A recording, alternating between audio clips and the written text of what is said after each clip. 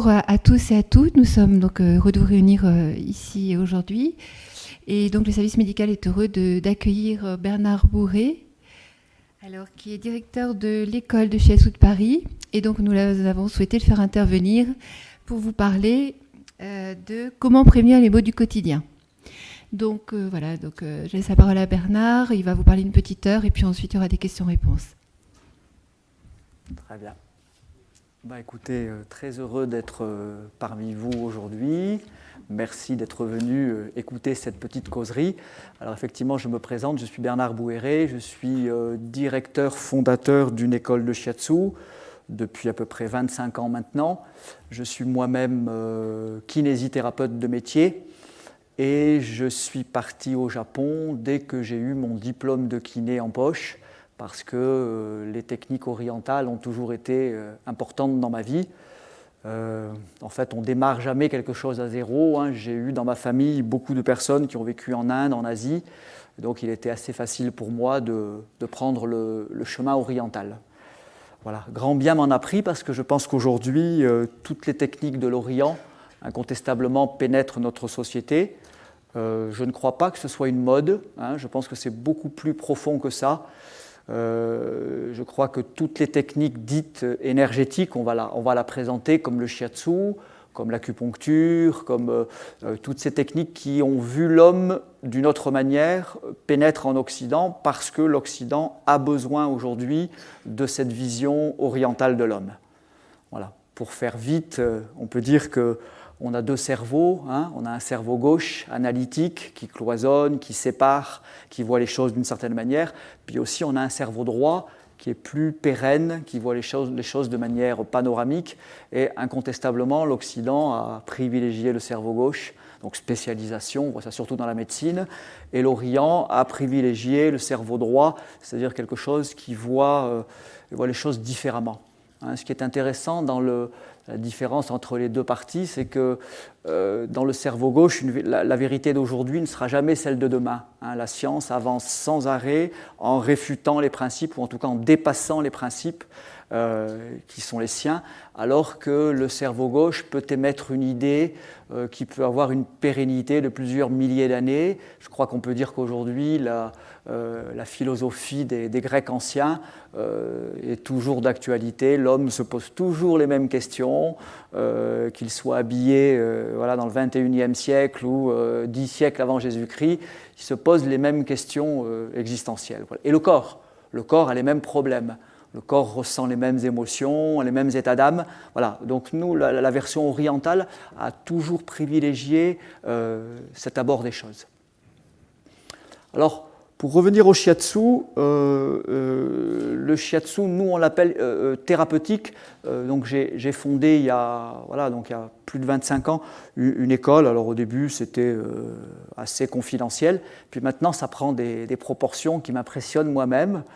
Parce que c'est une école, pour vous donner une idée, qui tourne sur 250 élèves sur 4 ans, et grosso modo, on fait les mêmes promos, voire plus que les promos de kinés, d'infirmières, etc. Donc c'est quand même assez impressionnant, il faut le signaler, et on est de plus en plus demandé, de plus en plus sollicité, comme chez vous, dans les entreprises, dans les hôpitaux, dans les maisons de retraite, dans les instituts psycho-pédagogiques, etc., parce que à l'hôpital, on est en train de mener une mission expérimentale sur des adolescents, des jeunes adolescents en difficulté. Pour ceux qui connaissent le service du professeur Cohen, un pavillon des adolescents et des enfants à la Pitié-Salpêtrière. Et donc il y a de plus en plus de médecins qui nous sollicitent pour faire des partenariats. Voilà, donc on va présenter le shiatsu, mais je vous donne déjà le contexte et on est extrêmement sollicité parce qu'on estime qu'aujourd'hui, cette médecine chimique, médicamenteuse, je pense qu'il n'est pas lieu ici de la critiquer, cette médecine, mais pour dire qu'elle a ses limites et qu'elle doit reconnaître ses limites et qu'on sait qu'aujourd'hui, une prise de médicaments excessive, surtout en chronicité, on sait très bien, va engendrer des problèmes, des effets secondaires. On peut dire que ce qu'on appelle les effets iatrogènes, qui sont donc les effets qui sont dus à la prise de médicaments, représentent aujourd'hui 30 à 35% des maladies. statistiquement parlant, donc c'est quand même énorme. Donc je pense qu'il est temps, et voilà pourquoi il y a autant de sollicitations pour nous, il est temps que ces techniques-là entrent en partenariat avec la médecine officielle. Alors le shiatsu, en lui-même, est une technique japonaise, shiatsu. Bon, ce n'est pas très joli comme mot, parce qu'en japonais, shi c'est le doigt, et atsu c'est la pression. Donc, on n'allait pas appeler ça ni acupression, ni acupressing. Tous les termes sont impropres, digitopression, enfin, vous avez dû voir, etc., etc. Acupression, c'est très impropre comme terme, puisque acu signifie aiguille en latin, donc presser avec une aiguille, ça ne le ferait pas du tout. Voilà, donc, c'est vraiment un terme qui maintenant est un terme générique, shiatsu. D'ailleurs, avant, il s'écrivait avec un Z à la place du S. Voilà, maintenant, il est nommé comme ça. Donc, c'est une technique qui a été élaborée par les anciens Chinois il y a très longtemps, il y a fort longtemps.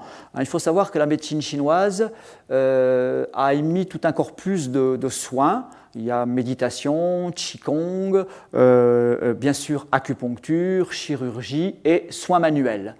Donc, dans cette médecine, il y a plusieurs portes d'entrée. Et le shiatsu a été la branche manuelle qui a été élaborée au fil du temps par les Japonais. Il y a eu des échanges d'empires entre l'empire chinois et l'empire japonais, énormément d'échanges aux alentours du 6e, 7e siècle après Jésus-Christ. Voilà, quand les premiers moines bouddhistes Chan sont allés apporter la bonne nouvelle en Asie, au Japon, ils amenaient aussi en même temps une forme de médecine. Il y avait des croisements, il y a eu beaucoup d'échanges. Donc le shiatsu, c'est cette manière manuelle de traiter. Et le plus important, ce qu'il faut signaler, c'est qu'en Orient, ce qu'on a cherché, les médecins chinois étaient très forts. Il y a eu vraiment des écoles différentes. Et l'anatomie classique, pour les médecins chinois, n'était pas très importante. En fait, ils ont repéré qu'il y avait des organes. Vous savez, il y a ce qu'on a appelé l'anatomie des suppliciés, parce qu'il y a ces fameuses tortures chinoises où quand il y avait des prisonniers, des milliers de prisonniers, ils passaient aux mains des médecins qui les disséquaient vivants. C'est pas très joli comme histoire. Alors que Léonard de Vinci, au XIVe siècle, allait déterrer les morts, les Chinois, ils disséquaient vivants.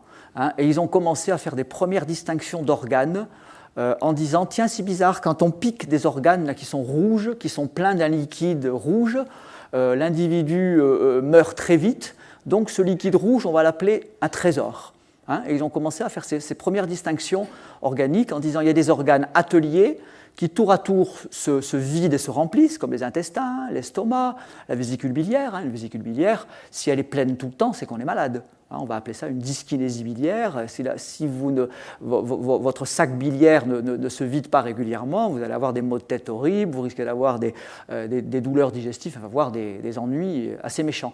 Donc il y a des ateliers dans lesquels il y a des liquides qui circulent et puis qui s'écoulent, tour à tour, suivant le temps, intestin, estomac, vésicule, etc. Et à l'inverse, il y a des organes qui sont toujours pleins de ce liquide trésor que les Chinois ont appelé le sang et qui sont diablement importants. Et ils ont d'ailleurs, on ne va pas rentrer dans les détails, ce n'est pas le propos ici, mais qui sont diablement importants parce qu'ils vont véhiculer la vie et on va retrouver là, comme en médecine classique, tout le monde est d'accord, le cœur, les poumons, la rate, le pancréas, le foie, les reins, qui sont des organes très importants. Voilà, donc ça a commencé comme ça en médecine chinoise. Ils ont repéré ça, mais ce n'était pas pour eux le plus important. Ce qui était le plus important pour eux, et là, c'est peut-être là qu'on a, nous, occidentaux, le plus besoin des orientaux, parce qu'on a perdu cette notion, qu'on a eue nous aussi, jusqu'au XIVe, XVe siècle. Ces notions que je vais évoquer là aujourd'hui, on les avait, et elles étaient complètement inscrites dans notre philosophie. Le chinois, et le japonais, bien sûr, fera de même, il a vu les choses comme ça. Il se dit, en fait, l'homme n'est pas seul, et l'homme n'est pas isolé. Donc il y a tout de suite une définition d'un homme qui a quelque chose au-dessus de lui, quelque chose en dessous de lui. C'est la première chose. L'homme n'est pas vu comme séparé du contexte dans lequel il s'exprime. Donc au-dessus de lui, il y a la grande coupole, c'est le ciel. Au-dessous de lui, il est posé sur la terre. Et les textes sont très jolis. Quand on est dans la médecine chinoise, il y a toujours manière poétique d'exprimer les choses. Alors les Chinois ont dit « l'homme est entre ciel et terre ». Ça, c'est la première chose qu'on doit si je puis dire, avaler, prendre en considération. Il y a quelque chose au-dessus, et ils nous disent le ciel est rond, la tête de l'homme est ronde. Donc, dans les exercices de Qigong, par exemple, qui est une forme de, là aussi, de prévention pour rester en bonne santé, dans le yoga, on dit pareil, on dit on porte le ciel avec sa tête. Si je me tiens comme ça, je ne porte pas le ciel avec ma tête.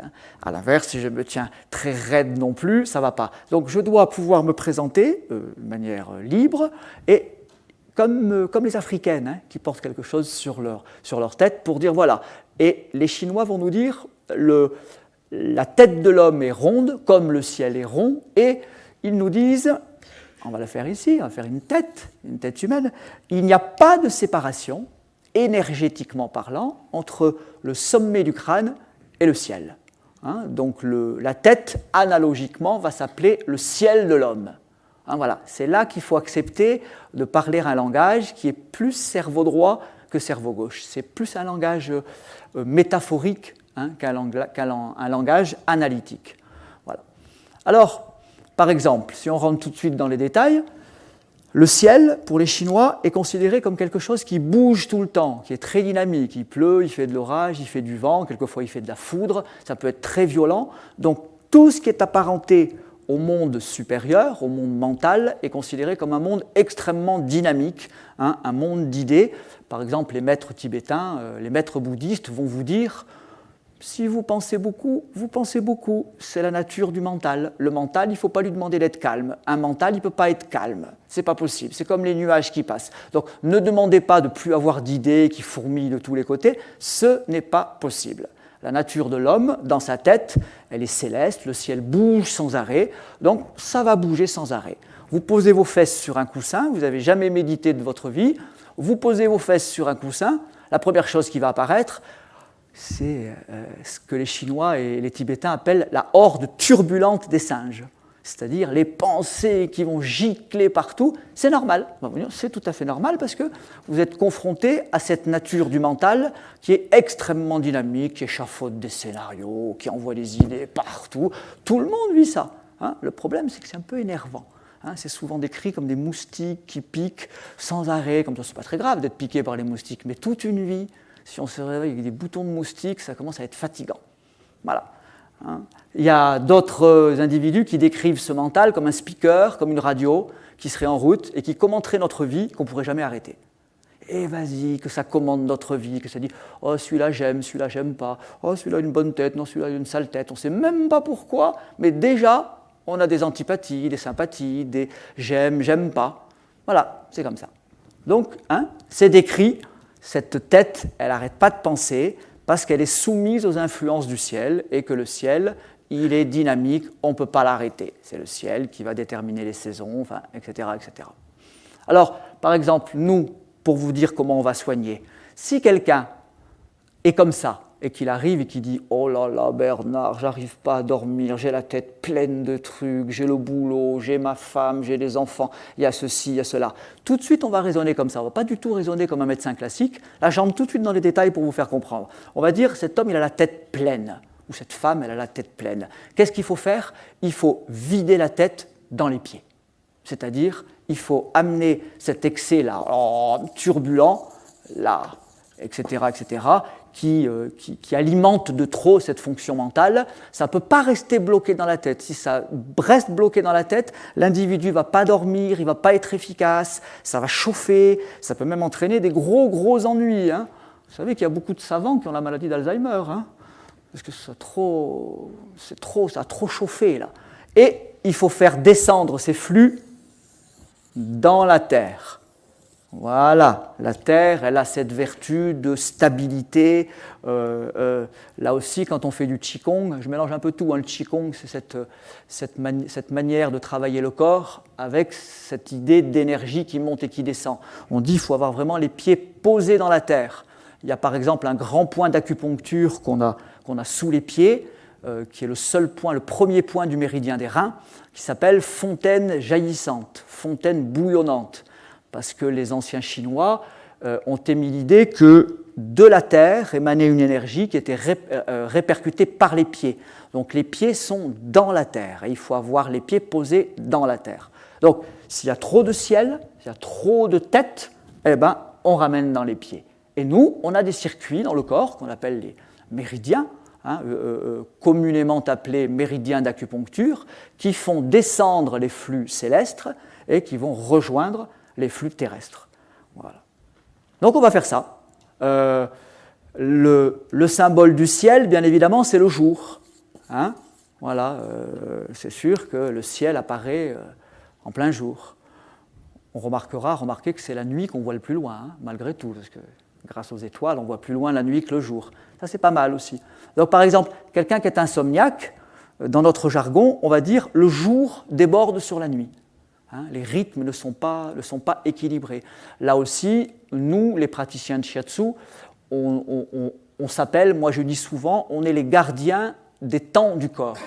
Vous remarquerez, comme moi aujourd'hui, ce n'est pas un scoop que de lâcher ça, les rythmes sont durs aujourd'hui. On est, si mon corps mime ce qu'on vit tous aujourd'hui, je pense qu'il n'y en a pas un seul dans la salle qui va me contredire, on a l'impression d'étouffer, on reçoit des informations en permanence, et donc on se demande jusqu'où notre système nerveux va pouvoir tenir le coup. Voilà pourquoi je pense que ce n'est pas faux de dire que l'Orient est là pour nous dire « Attention les amis, attention les cocos et les cocottes, si vous continuez comme ça, la tête va péter, ça va péter. La nature humaine ne peut pas encaisser plus. » Je ne sais pas jusqu'où on va aller, comme ça, on verra bien. Mais ça décanille de partout. De partout, ça tombe, ça tombe, ça tombe. Jusqu'où ça va tomber, on verra bien. Voilà, donc c'est pour ça que nous, on dit, nous les praticiens de shiatsu, toutes les personnes qui s'occupent de l'énergie dans le corps, on est là pour essayer de rétablir cette fonction, descendre du ciel dans la terre, monter de la terre vers le ciel. Si le ciel ne descend pas, l'individu, comme je l'ai exprimé précédemment, l'individu est plein dans sa tête. Si à l'inverse, la terre ne remonte pas, l'individu n'a pas d'énergie. Alors par exemple, voilà, on va faire un bonhomme ici, avec les deux pieds posés là, les deux mains posées là. Si la terre, si ce point par exemple est fermé, ce point de la fontaine jaillissante, l'individu va avoir par exemple des jambes lourdes, les femmes vont avoir des varices, des œdèmes, il va y avoir des ennuis gynécos, il va y avoir de la fatigue, parce que le corps n'est pas soutenu par la terre et la terre n'envoie pas, on pourrait dire, son énergie tellurique, et ça ne remonte pas jusqu'au ciel. Donc on pourrait définir la santé, le praticien de shiatsu veille à ça. Alors on pourrait définir la santé en disant un homme en bonne santé, une femme en bonne santé, voilà, c'est quelqu'un qui laisse descendre en lui les énergies du ciel, ça traverse son corps, ça descend dans ses pieds, puis une fois que c'est en bas, comme naturellement, comme une plante, comme un arbre, on n'est pas mieux qu'un arbre, l'énergie remonte de la terre, hop, retraverse, ça sort par les mains, l'homme chinois il est comme ça, l'énergie descend, voilà, et par l'arrière du corps, et remonte par la face antérieure, et un individu en bonne santé, c'est quelqu'un qui laisse véhiculer à l'intérieur de lui-même cet aller et ce retour. Voilà. Ça, c'est très important. Ça, c'est, on pourrait dire, l'axe fondamental de toutes les techniques énergétiques, et on appelle ça l'aspect ternaire de l'homme. On dit que l'homme a une fonction ternaire. C'est très important de définir ça, parce que si vous demandez à un médecin classique aujourd'hui de définir la santé, pas la petite santé simplement physiologique. On a remarqué très souvent que, par exemple, quelqu'un qui va faire des analyses de sang peut avoir des analyses de sang parfaites et être très mal dans sa peau, ne pas aller bien du tout. Aussi bien, vous pouvez être insomniaque jusqu'au dernier degré et vous avez des analyses de sang qui vont bien. Donc, il y a quelque chose qui n'est pas simplement biochimique, pas simplement physiologique. Il y a quelque chose qui ne va pas. Nous, par exemple, on a tout de suite des clés pour repérer ça. L'individu n'a pas besoin de nous le dire. On a ce qu'on appelle l'examen de la prise de pouls, je ne sais pas si certains connaissent. Bon, là non plus, on n'a pas le temps de l'évoquer, mais en pianotant sur l'artère radiale, on arrive tout de suite à savoir si un individu est équilibré, s'il n'y a pas trop de ciel, s'il n'y a pas trop de terre, si ça circule bien, et si son cœur qui est au milieu, ses organes qui sont au milieu, reçoivent ces influences et ne sont pas en déséquilibre. Donc la première chose, c'est ça. L'homme, il est vu comme ça, il a le ciel au-dessus, il a la terre en dessous, voilà. Et au-dessus, il y a ce qu'on appelle l'étage de l'homme, au-dessus, au milieu. Hein, voilà. Au milieu, il y a ce qu'on appelle cet étage de l'homme qui, analogiquement, pourrait être représenté par tous les organes. Hein, on pourrait dire que la terre correspond aux membres inférieurs, le ciel aux membres supérieurs et à la tête, et puis tout le tronc correspond à ces organes. Voilà. Donc il faut que tout ça soit équilibré, et ça on peut dire que c'est la première définition de toutes les médecines orientales. Voilà, cette structure ternaire de l'homme qui bat, tripler le rythme de la vie. Hein, on a dit voilà, c'est très très important. Alors, la deuxième chose que j'ai exprimée, c'est, là on va rentrer un petit peu dans les détails, c'est cette idée que du ciel descend une énergie, tiens, on va la faire remonter en rouge, de la Terre remonte une énergie. Vous avez tous entendu parler des principes yin-yang, hein, c'est là qu'interviennent ce couple qui est un couple indissociable, hein, qu'on peut appeler une duité, comme on appellerait unité, duité, trinité, c'est-à-dire un couple indissociable avec cette énergie yang qui descend du ciel vers la terre, donc qui a plutôt tendance à être dynamique, et cette énergie yin qui remonte de la terre vers le ciel. Alors, ce couple-là, qui est un mouvement pendulaire, qui rythme la vie, est aussi extrêmement important. Hein, je l'ai exprimé tout à l'heure, un individu qui ne dort pas assez. Ceci dit en passant, je ne sais pas si vous le savez, notre société, nous, en termes yin-yang, on dit qu'on est dans des sociétés qui sont de plus en plus yangisées, c'est-à-dire de plus en plus dynamiques, il y a de plus en plus de lumière, de moins en moins d'obscurité, de moins en moins de repos, etc., etc. Donc, encore une fois, ça pète. Ça pète, le système nerveux pète, le cœur pète. Il y a un moment donné où ça ne peut plus tenir parce qu'on n'est plus en équilibre. Plus on va aller vers des sociétés compétitives, on peut dire que quand on va dans la compétition, on augmente encore le yang. Vas-y, vous avez vu les femmes en politique, vous avez vu d'ailleurs comment les femmes se comportent. Enfin, bon, bref, on va dire que ce sont des femmes yangisées, hein, dans notre jargon. Ce n'est pas ce genre de femmes dont on a besoin pour arranger les choses. Enfin, moi, là, je vous livre ma version personnelle. Hein. Voilà. Je pense que ça ne va pas arranger les choses parce que le modèle est le même. Hein, c'est simplement l'apparence qui a changé, le modèle est le même, donc c'est pas ça. Donc je dis souvent, il faut des femmes, des vraies, pour changer les choses, il faut des vraies femmes. Voilà. Bon, je plaisante. Le yang descend, le yin remonte, vous avez ce couple indissociable qui rythme aussi la vie. Ah oui, ce que je voulais dire, c'est ceci dit en passant, au niveau du sommeil, là aussi les statistiques sont formelles, on dort 1h30 de moins qu'au début du XXe siècle.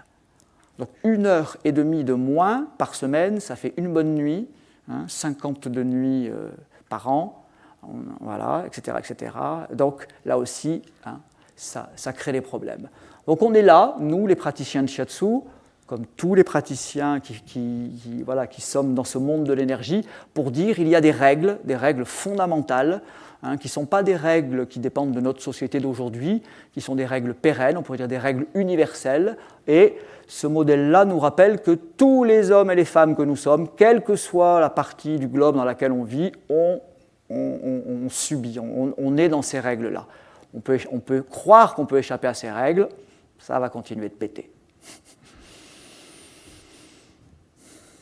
Alors, le yang, l'excès de dynamisme, le manque de repos, physiologiquement parlant, et ça tout le monde est d'accord, les médecins le disent pareil, on a besoin de dormir pour que notre corps soit comme une éponge et que tous les liquides, le sang, la lymphe, tout reviennent à l'intérieur du corps, tout le corps éponge, les organes. Hein, pourquoi on est plus blanc quand on dort ? Parce que tout le sang retourne froid vers 2-3 heures du matin, donc le visage s'affadit normalement, et au contraire, quand on est dans l'activité de tous les jours, tout le sang retourne dans les muscles, au visage. Voilà. Donc il faut dormir, il faut se reposer pour que cette partie yin du corps, qui est plus interne, qui est plus profonde, récupère de l'énergie, et puis qu'après, au petit matin, comme on dit, bon pied, bon oeil, elle est répercutée au dehors, et là, ce yang, cet aspect yang naturel, eh ben, voilà, il est là. Si on ne dort pas assez,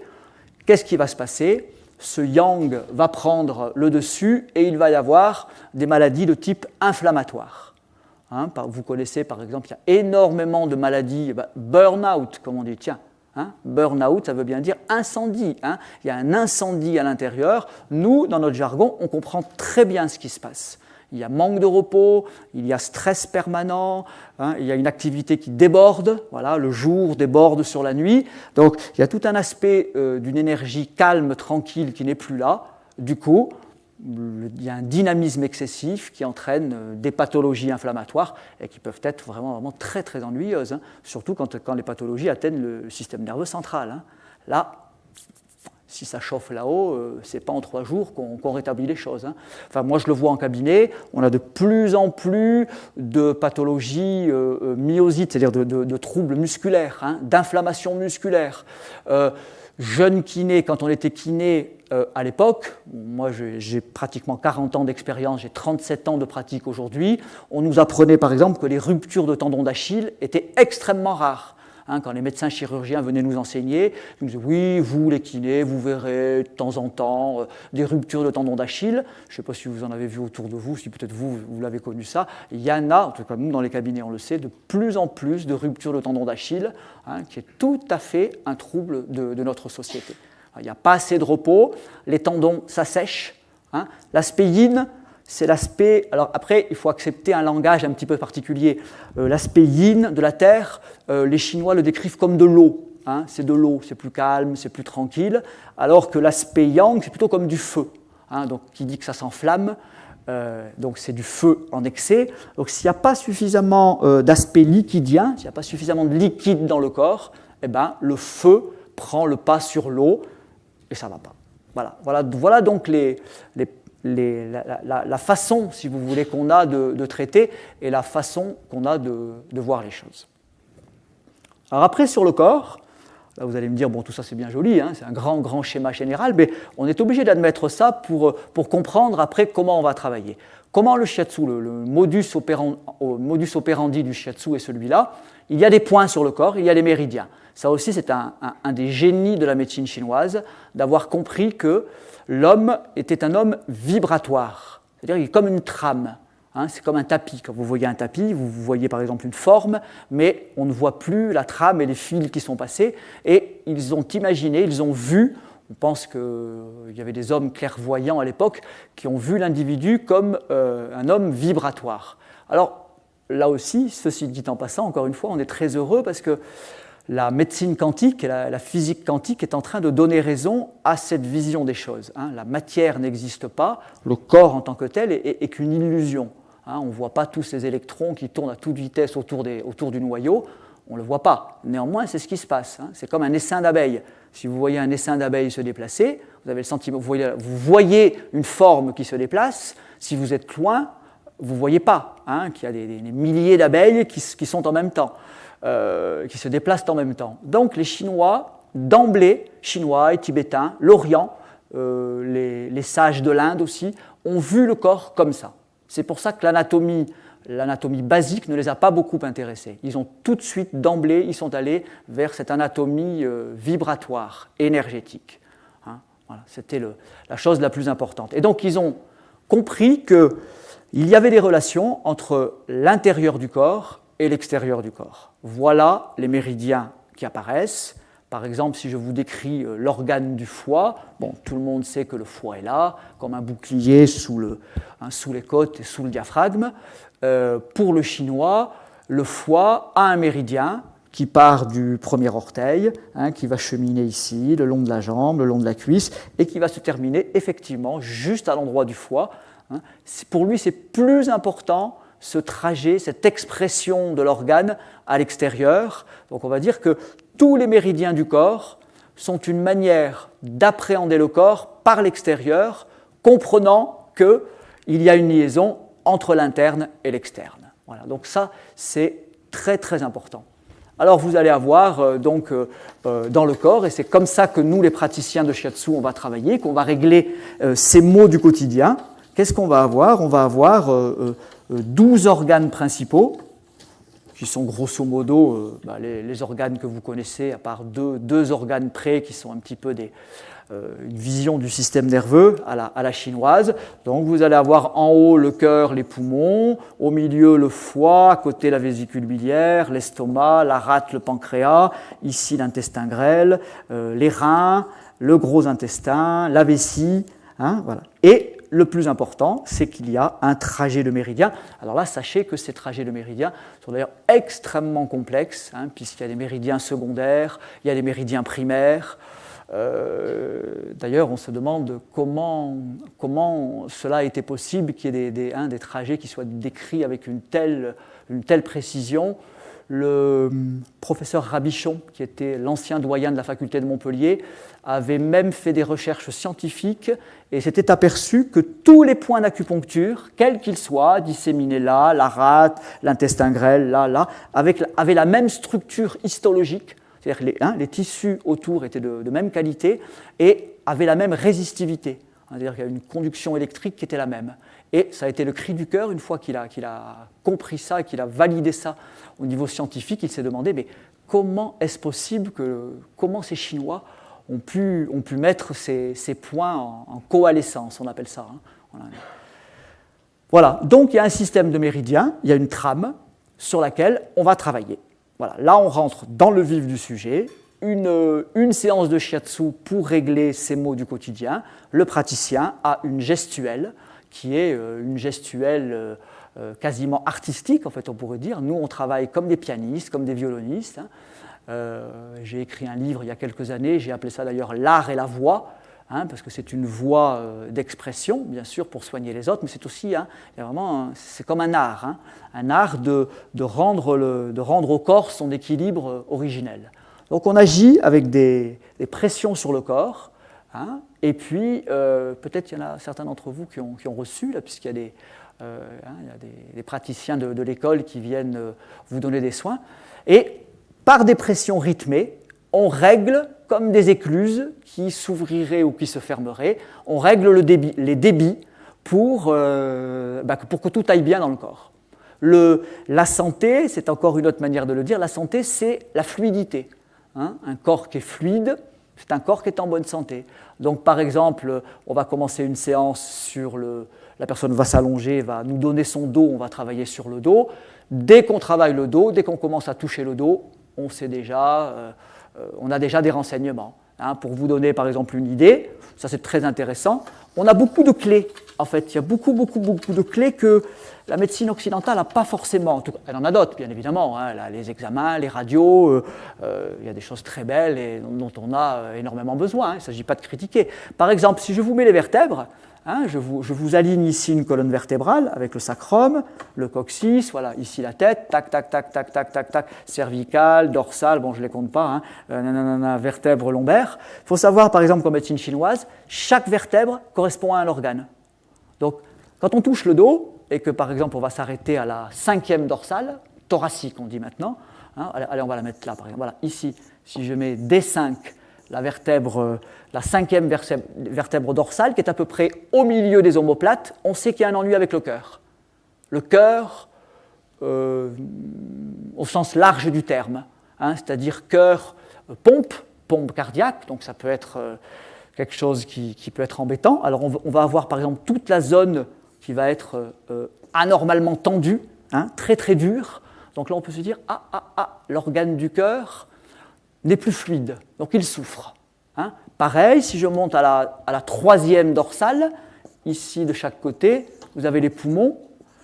Si on sent des douleurs ici, des blocages, et puis que dans ces zones du corps, tout en haut là, et que l'individu est fumeur, praticien de shiatsu que nous sommes, on va lui dire, il vaudrait mieux aller voir le médecin, il vaudrait mieux aller passer une radio. Vous voyez que le corps parle.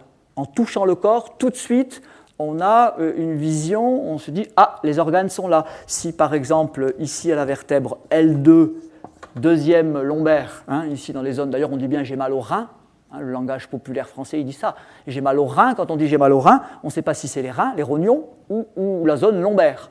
Eh bien, les reins sont là. De chaque côté, il y a les reins, les deux haricots là. Si cette zone est anormalement tendue et qu'on ne passe pas avec la main, on peut dire fatigue rénale. Alors on peut poser la question tout simplement, est-ce que vous buvez suffisamment? Il y a des gens qui ne boivent pas assez. Est-ce que vous ne mangez pas trop de sel? Si vous mangez trop de sel, les reins vont se durcir. Mais plus loin que ça, la médecine chinoise, comme j'essaye de vous l'exprimer depuis le début, elle n'est pas que physique. Par exemple, quelqu'un qui se tient longtemps debout comme ça va fatigué, va avoir des reins fatigués. Une femme qui a accouché va avoir des reins fatigués. Quelqu'un qui ne dort pas assez, qui tire trop sur la corde, va avoir les reins fatigués. Et d'ailleurs, au-dessus des reins, il y a des capsules qui sont des glandes surrénales, les petites glandes surrénales qui diffusent le cortisol, les hormones sexuelles, l'adrénaline. Et si les reins fatiguent, les surrénales vont essayer de compenser et vont sécréter de l'adrénaline en excès. Et puis au bout d'un moment, ça ne va plus. La tension se met à bouger, etc., etc. Voilà, donc pour vous dire, j'essaye de vous donner des exemples pour agrémenter cette pratique. On touche un dos, on a tous les organes étagés et quelquefois les patients nous disent « mais comment vous avez fait pour... oh là là, qu'est-ce qu'il est fort le type, il a touché mon dos, il m'a dit que j'avais les reins fatigués, comment il a fait ?» On a appliqué la règle, on n'a aucune intuition, c'est comme ça, il faut simplement connaître les vertèbres, voilà un petit peu, la vertèbre L2 est bloquée, la zone rénale est bloquée, donc on pose la question. Vous voyez? Donc voilà, j'essaye de vous montrer qu'il y a des clés très très faciles. Après, praticien de shiatsu va parcourir le corps tout le long de ses méridiens, et puis quand il sera par exemple le méridien de l'estomac chemine là, sur la cuisse, on a des renseignements tout au long du corps, à savoir si le méridien est anormalement fermé, c'est-à-dire si la main ne peut plus circuler normalement, ne peut plus exercer ses pressions de manière souple et fluide, ça peut vouloir dire que l'estomac ne digère pas bien ou a des problèmes, etc. etc. Voilà, c'est cette manière qu'on a de procéder. Autre chose qu'il me vient de vous dire, après vous pouvez m'arrêter, poser les questions, même on n'est pas obligé que moi je parle et qu'on pose des questions après. Si ça vous vient, vous posez les questions, puis on y va pour... c'est le mieux, c'est de faire le plus naturel. Par exemple, là aussi, une très belle chose de la médecine chinoise, qui sont des clés extraordinaires pour nous, et que les médecins chinois ont repéré depuis très longtemps, c'est que le psychisme et le physique, psychique, c'est intimement lié. Il ne peut pas y avoir de séparation. Donc on ne peut même pas dire qu'on est là pour relier le corps et l'esprit. Ils n'ont jamais été dissociés. Jamais, jamais, jamais. Donc on peut dire, comme on a parlé du yin-yang, là, où s'arrête le jour, où commence la nuit, où s'arrête le chaud, où commence le froid, où commence la jeunesse, où commence la vieillesse. C'est selon, ça bouge. Ça bouge, il y a des jeunes qui sont déjà vieux, et il y a des vieux qui sont toujours jeunes. Ça ne marche pas comme ça, c'est pas cloisonné, c'est pas si simple. Vous le savez comme moi. Bon, il n'y a pas de distinction, il n'y a pas de séparation entre le corps et l'esprit. Ça veut dire, je vais vous donner par exemple des tableaux que nous donne la médecine chinoise. Encore autre chose, tiens, pour agrémenter. Voilà. Les médecins chinois ont remarqué, japonais bien sûr aussi, c'est pareil, ils ont remarqué que, par exemple, si on prend l'organe du foie, on met le foie ici, là-haut. OK. La première des liaisons qu'ils font, c'est liaison, on a dit, avec ce qui entoure. Donc, ils ont relié le foie au printemps. Vous dites ça à un médecin classique, il vous dit que mon petit coco, moi, je n'ai pas appris ça dans mes études. Nous, on apprend ça tout de suite. C'est-à-dire qu'il y a une liaison entre le printemps et le foie. Qu'est-ce que ça veut dire? Si je vais plus loin, si j'ose, on a le dieu Jupiter, sortir la cuisse de Jupiter. Jupiter, il est coléreux. Donc, on a des éléments symboliques pour travailler. Le foie, c'est le général des armées. Donc, dans l'organisme, il a une force de régénération. Ça, d'ailleurs, les médecins classiques sont tout à fait d'accord. Le foie a une force de régénération à nul autre pareil. C'est l'organe qui est le plus tonique. Donc, les Chinois ont repéré que si on associe les saisons de l'année aux organes, le foie est printanier. C'est celui qui est relié au printemps. Si je continue comme ça, que je mets le cœur à côté, sa saison, c'est l'été. s'épanouit. On est normalement, on est plus joyeux en été qu'en hiver. Hein, le temps est plus jovial, etc., etc. Donc, je pourrais vous faire les 5 organes comme ça, mais on ne va pas le faire. C'est pour vous expliquer que si quelqu'un nous dit « Moi, j'ai des problèmes de santé tout le temps au printemps », ça y est, on a la petite lumière qui s'allume, printemps, foie, pam, pam, pam, pam, pam, pam, pam. Vous voyez ce que je veux dire? Pour un médecin classique, j'ai mal tous les ans au printemps, ça ne veut rien dire du tout. On n'en fait rien de ça. Tout de suite, la saison nous donne une porte d'entrée pour savoir quel organe est en dysfonctionnement. Deuxième chose, le foie, il est relié, on part directement au psychisme. Le foie, il est relié à la colère. Quand on dit colère, ça veut dire tout ce qui est amertume, ressentiment, rumination. Donc dès qu'on commence à l'intérieur à commencer à...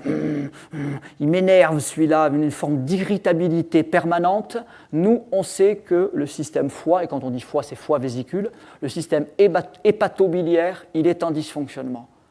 Vous voyez, donc on va commencer à poser des questions. Après, je continue. Il est en liaison, dans le système végétal, il est en liaison avec les fruits. Hein? Voilà. Quelqu'un nous dira, moi j'adore les fruits, ou à l'inverse, je déteste les fruits, je ne mange jamais de fruits. Ah, hop, on remonte la case, alors qu'apparemment, ça n'a absolument rien à voir. Hein. Si je mets ici à côté, le cœur, c'est l'excitation. Hein, joie, excitation, hein, quelqu'un qui rigole tout le temps. Pas lieu de rigoler tout le temps. Hein, voilà. Le cœur ne va pas bien. Hein, et ici, ça sera les légumes verts. Etc., etc. Vous voyez comment on marche, hein? On a des tableaux pour expliquer que l'homme n'est pas coupé, encore une fois, de ce qui l'entoure. Ne me dites pas que vous vivez pareil. Là, maintenant, il fait 25-26 degrés dehors. On ne vit pas ni psychiquement ni physiquement de la même manière que s'il faisait, on va dire, carrément même moins 25. Hein? Les peuples, et là, toute la nature humaine s'est développée comme ça. D'ailleurs, ce qui prouve qu'on est extrêmement conditionné. Hein?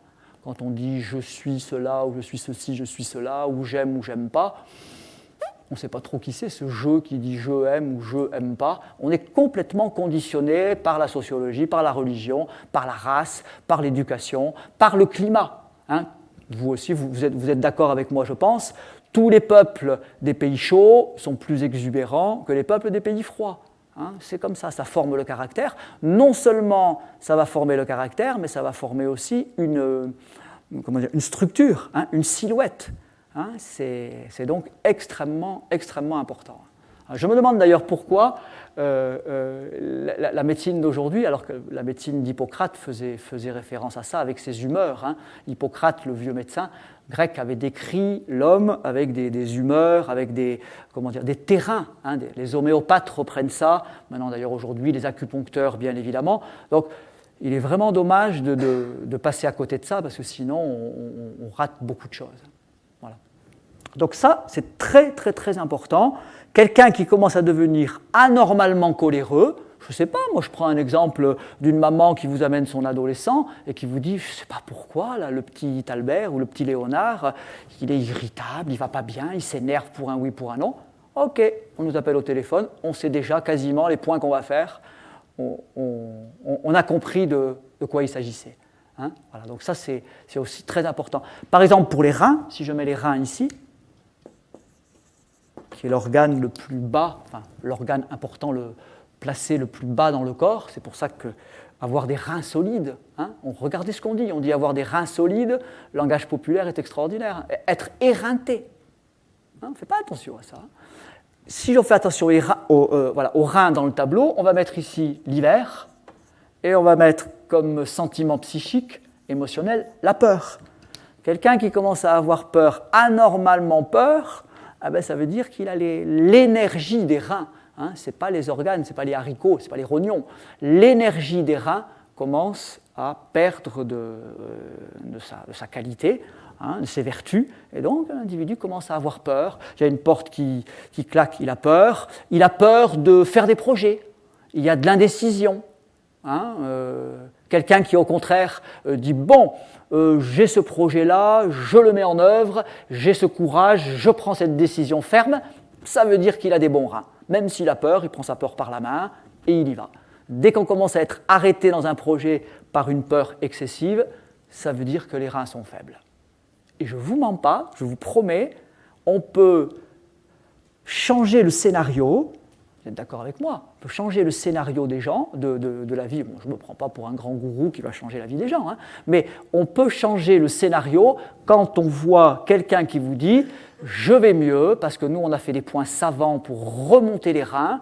Du coup, j'ai moins peur d'entreprendre telle ou telle chose. Et on voit l'individu qui fait des choses qu'il peut-être n'aurait pas réussi à faire si on ne l'avait pas aidé. Voilà. Ça, c'est une version très, très, très importante de la médecine chinoise qu'il faut retenir. Alors, pour revenir au yin-yang, puisque tous vous connaissez ces termes, voilà comment on va l'exprimer.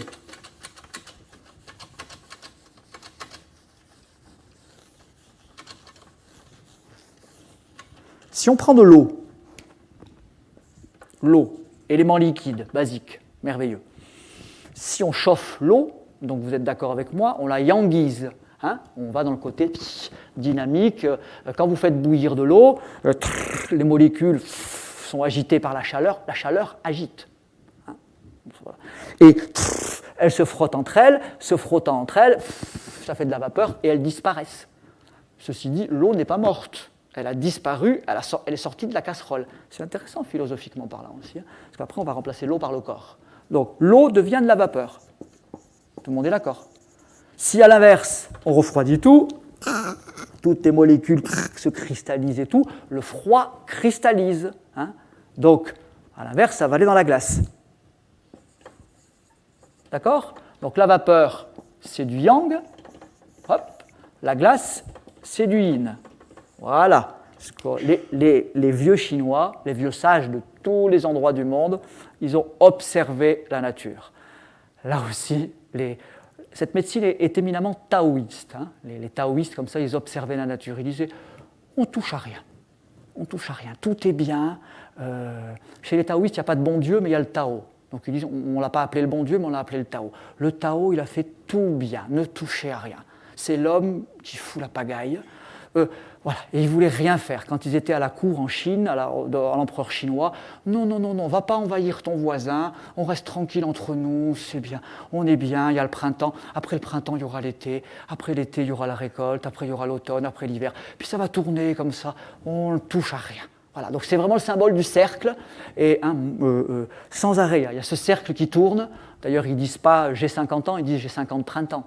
Hein, les vieux taoïstes, ils disent pas, ils disent la vie d'un individu, c'est pas le nombre des années qui compte, c'est le nombre de respirations.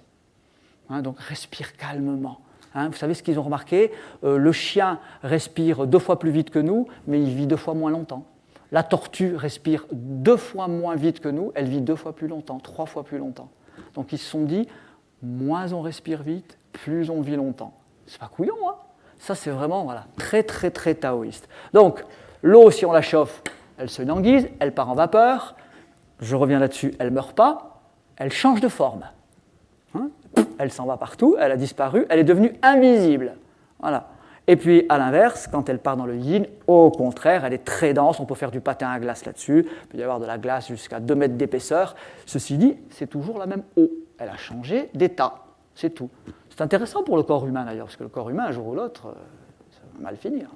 Comme disait Woody Allen, l'homme ne pourra jamais être, tant que l'homme ne sera mortel, il ne pourra jamais être tout à fait décontracté. Hein, c'est sûr. Hein. Alors, si je remplace avec le corps de l'homme, là ici, je mets le corps, hein, voilà notre corps visible, son esprit, c'est ça. Je mets le corps en bas, et ici je mets l'homme. Voilà. Excusez-moi. Ici, je mets les hommes et les femmes que nous sommes. Hein. Voilà.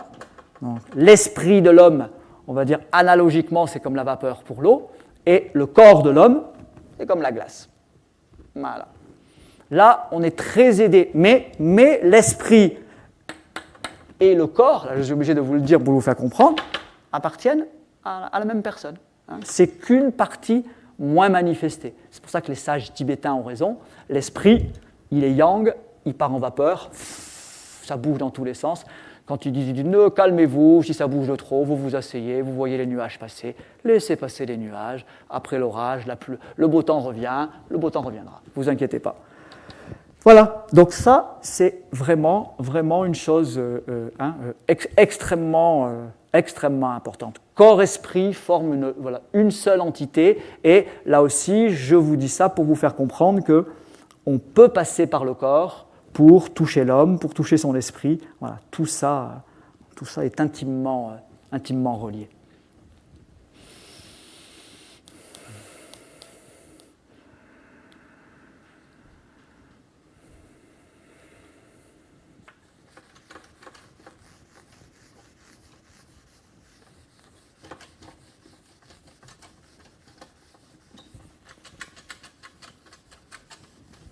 Ça va ?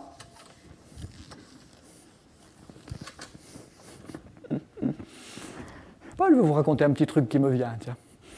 Les pressions, nous on exerce des pressions dans le corps. Eh bien, sachez, messieurs, dames, que suivant la saison, on ne va pas faire le même rythme. Il y a de la musique dans la vie, c'est bien quand il y a de la musique. Hein. Donc dans notre art du shiatsu, on décline et suivant les saisons, ou suivant ce qu'on veut obtenir dans le corps, eh bien, on change notre rythmicité de pression. C'est comme un morceau. Les compositeurs, ils ne sont pas idiots. Hein. Les compositeurs, quand ils ont voulu faire pleurer Margot, bah, ils ont pris des modes mineurs et ça fait chavirer le cœur. À l'inverse, s'ils veulent qu'il y ait de la gaieté, bah, ils accélèrent et puis c'est allegretto, etc., etc. Donc, c'est de l'énergie. C'est pareil, c'est de la vibration. Hein. Ils étaient incroyablement intelligents. Bah, nous, on fait pareil. Par exemple, quand on est au printemps ou qu'on estime que quelqu'un a un foie malade et qu'il faut le régénérer, eh ben, nos pressions vont se faire plus rythmées, plus incisives, parce qu'on sait que ce rythme-là va être capté par le foie, que le foie, du coup, va se régénérer, et que dans tout le corps, il va y avoir une énergie printanière qui va être diffusée, et la colère va se calmer, l'irritabilité va se calmer, etc., etc. Donc, en fait, on cherche, même quand on parle du psychisme, on ne cherche pas pourquoi. Parce que bon, là on partirait dans des psychothérapies compliquées. On cherche plutôt comment que pourquoi. Hein, comment rétablir le flux. Bien sûr, on va poser une question ou deux pour essayer de comprendre. Hein. Donc voilà, je peux vous dire que pour le foie, pour le printemps, et le foie, bah, les pressions vont être rythmées. Si on veut, à l'inverse, toucher le cœur, eh ben, on va faire des pressions avec comme un sentiment de débit plus large, parce que le cœur est relié au vaisseau, et qu'il faut que les vaisseaux diffusent l'énergie du cœur. Hein, on dit bien avoir le cœur sur la main. D'ailleurs, la main réalise ce que dicte le cœur, nous dit un vieux taoïste. Et donc, le méridien du cœur, il part du creux de l'aisselle et il chemine le long du petit doigt. D'ailleurs, étrangement, c'est le trajet de la douleur de l'infarctus, qui suit exactement le trajet du méridien du cœur en médecine chinoise. Quand même des choses intéressantes. Hein. Autre chose intéressante, pour tonifier le cœur, vous connaissez tous le mot croque-mort. Hein, tout le monde sait ce que c'est qu'un croque-mort. Ben, sachez qu'au Moyen-Âge, quand il y avait des pestes, des choses comme ça, et que les gens mettaient les morts sur le chariot, les croque-morts, vous savez ce qu'ils faisaient ? Ils croquaient le petit doigt des morts pour savoir s'ils étaient vraiment morts. Donc ils prenaient le petit doigt, ils mordaient le petit doigt comme ça, et certaines personnes instantanément se réveillaient, et empiriquement, je ne sais pas s'il y avait des médecins chinois qui leur avaient donné le tuyau, le plus grand point de réanimation qu'on a, il est effectivement à l'extrémité de l'ongle du petit doigt. Hein, donc les croque-morts savaient ça. Voilà, donc le méridien du cœur, hein, si un jour, ça peut être pour des maux quotidiens, si vous avez des vertiges, que vous sentez que ça ne va pas, hein, vous prenez les petits doigts comme ça, et puis vous mordez les petits doigts, hein, et instantanément, le cœur repart. Voilà. Ça peut vraiment rendre des services. Donc voilà, nos pressions, elles vont varier suivant le besoin de l'individu. Voilà, donc là, on va jouer, si vous voulez, sur la dynamique interne des flux et les pressions. Voilà. Comme un morceau de musique, d'ailleurs, on a coutume de dire, quand on travaille sur un corps humain, c'est comme si on lisait une partition. Voilà. On a énormément de renseignements. Après, dans la pratique, pour vous Voilà, pour vous aiguiller, pour vous donner des renseignements, on est amené à travailler sur un petit peu toutes les pathologies du monde moderne. On a beaucoup dans nos cabinets de pathologies de civilisation, dites de maladies de civilisation, donc énormément de soins sur des maladies de Parkinson, de sclérose en plaques, beaucoup de travail à faire sur les patients cancéreux qui souffrent des effets néfastes de la chimiothérapie. Donc on a des protocoles, les praticiens de shiatsu dans les cabinets, on a des protocoles pour aider, là pour le coup c'est le foie, les reins, les intestins, pour aider à évacuer les molécules lourdes des médicaments. Et ça, moi personnellement je fais ça depuis très longtemps.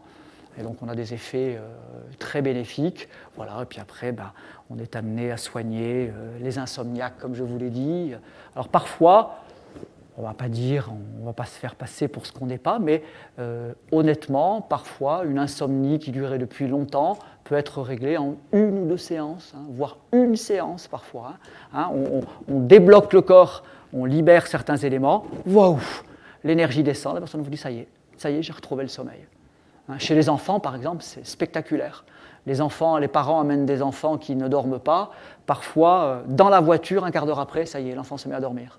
On a rétabli des choses, ça peut être extrêmement rapide. Il faut essayer.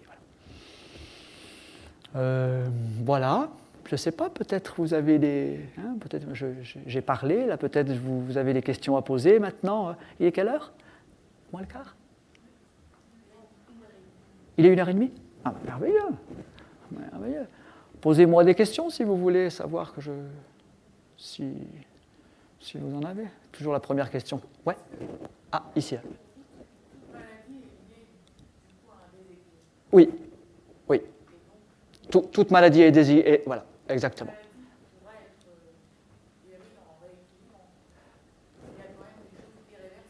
Il y a quand même des choses irréversibles parce qu'on a touché des déséquilibres trop profonds. Par exemple, là aussi, je vais mettre les pieds dans le plat. Tous les polluants, par exemple, tous les polluants modernes, notamment les pesticides, dont on dit qu'ils ont des effets tératogènes, c'est-à-dire qu'ils agissent sur l'embryogénèse, si au moment de la conception de l'enfant, on lui bricole son embryogénèse, ça va être un petit peu gênant. Là, ça va créer des déséquilibres, mais on n'aura pas accès là-dessus. Ou alors on pourra minimiser peut-être les effets secondaires, mais voilà. Si certaines personnes, là aussi, ce sont des médecines participatives. Il ne s'agit pas de dire « nous on fait tout, l'autre ne fait rien ». Si le patient ne change rien à sa vie, continue de mener une vie aussi déséquilibrée, on n'y arrivera pas.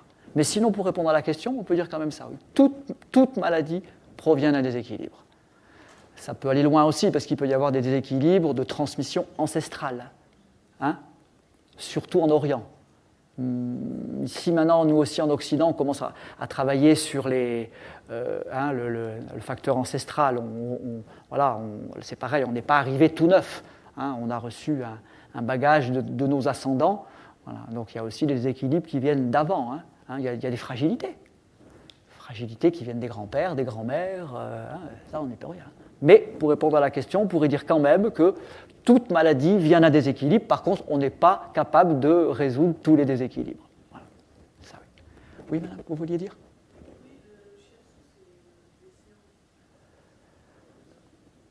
En thérapeutique, ça dure à peu près 3/4 d'heure, 1 heure.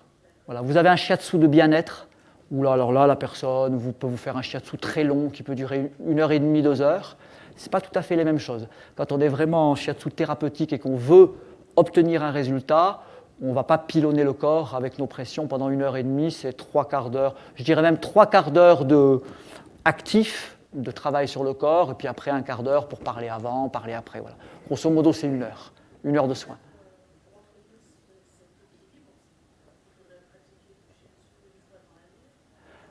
C'est une bonne question. Ça dépend du déséquilibre.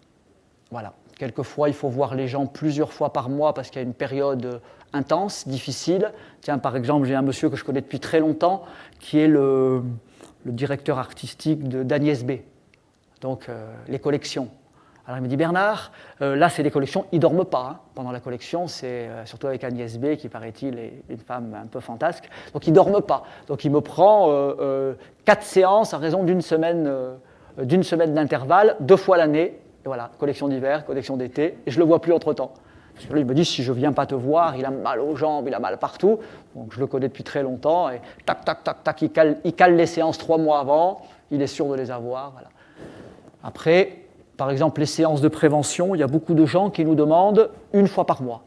Voilà. Ça, ce n'est pas nous qui avons institué cette règle, ce sont les patients qui ont dit « Ah, ben écoutez, on va pas mal, prévenir vaut mieux que guérir, hein, il vaut mieux prévenir que guérir, donc on ne veut pas retomber, donc on vient 1 fois par mois. » Voilà. On s'offre une séance 1 fois par mois, qu'on aille bien ou pas. Alors on va dire 7-8 séances dans l'année. Voilà. Il y a des gens qui viennent, les anciens médecins taoïstes disaient « Venez au changement de saison ». Parce que comme vous l'avez compris, au changement de saison, il y a des changements de pouvoir, de passation de pouvoir au niveau des organes, donc c'est là que c'est difficile. Hein. C'est dans les transitions que c'est difficile.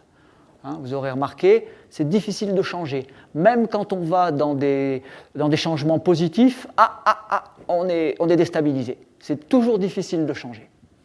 Voilà.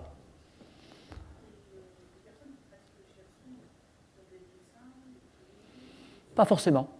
Non, pas forcément. Il y a des kinés, il y a des infirmières, il y a des médecins, il y a des orthophonistes, des psychomotriciens, des psychologues, des aides-soignants. Il y en a qui ne sont pas du tout du domaine médical. Ça aussi, c'est une avancée.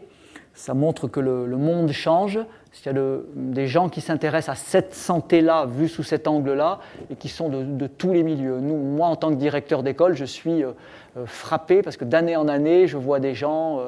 voilà, notamment des femmes qui avaient des très beaux métiers, qui étaient DRH, enfin, qui disent on n'en veut plus, on veut plus être derrière les écrans avec toutes ces responsabilités écrasantes. Voilà. Donc il y a des gens qui viennent, qui veulent changer. Voilà. Pardon ?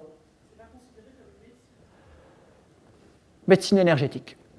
Quand même, médecine manuelle énergétique. Ce n'est pas médecine au sens docteur en médecine, voilà, c'est sûr. C'est sûr. Oui. Est-ce que vous intervenez autant sur les équilibres psychiques ? Oui, tout autant.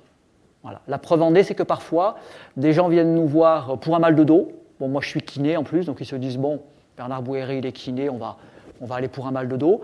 Il se trouve que on ne sait même pas si... Bon, le mal de dos peut être amélioré, mais parfois il s'en trouve très très bien psychiquement. Vous voyez, parce qu'en touchant le corps, nous, on ne sait pas trop vraiment en fait ce qui va se passer.